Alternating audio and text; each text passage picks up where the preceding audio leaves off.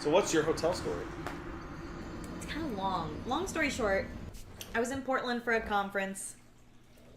It's about 3 in the morning, Portland, Oregon time. I'm in a hotel. And my phone is by the bed. I'm wide awake. I think I just got done talking to you and maybe Bird Squad on Discord. Everything's shut off. It's dead quiet.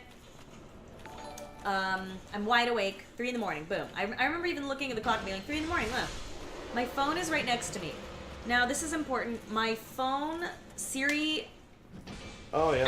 I have it to where you have to, like, press it to talk to Siri and go, hey, Siri. Which I never use. Well, I'm laying in bed. I'm rolling around. She misses you when that happens? Yeah.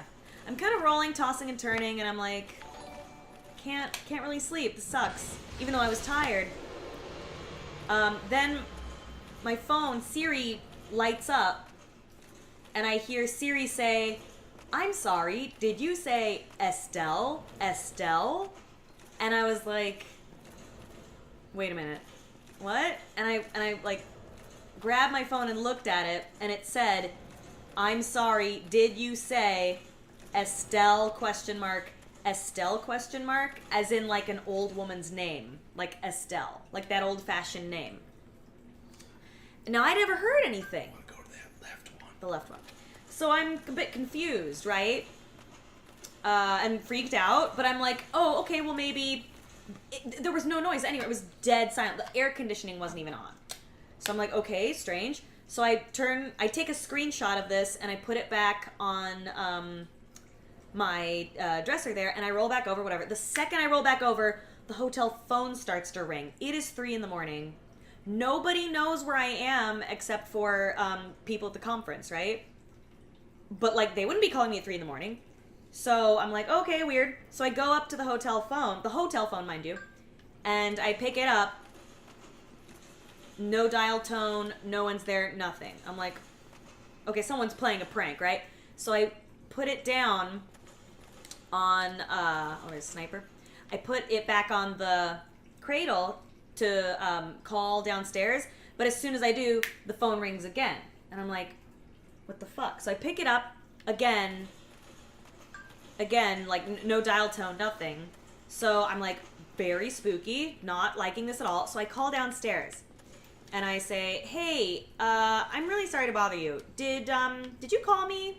Did you call me earlier? And they're like, no one has made any phone calls in the last like 3 hours. And I'm like, all right. Has there been an alarm set on this room or anything like that? No, there've been no alarms set for this room.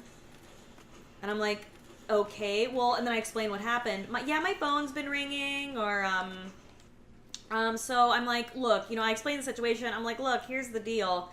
And they're like, well, why don't you just unplug your phone? And I'm like, first of all, rude. Secondly, if I unplug this phone, it starts ringing again, I'm going to lose my fucking shit. So, long story short, too late.